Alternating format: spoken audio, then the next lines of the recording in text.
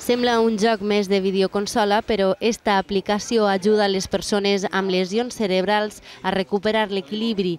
Esta altra proposta lúdica serveix per a rehabilitar el muscle i esta per a controlar la postura. Són alguns dels 90 exercicis que ofereix este sistema dissenyat per la Universitat Politècnica de València.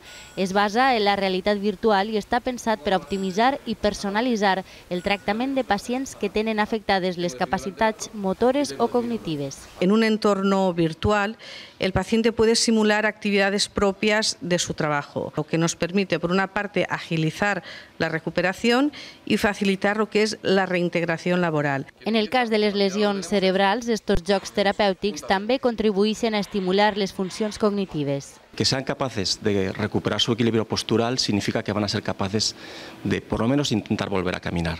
Y otra es para recuperar lo que llamamos sus funciones o sus habilidades cognitivas. Y esto es importante porque recuperarlas les va a dar capacidad de independencia. Este dispositiu està connectat a la xarxa. Això permet que el pacient pugui fer la rehabilitació a casa i el terapeuta la seguisca des de la consulta.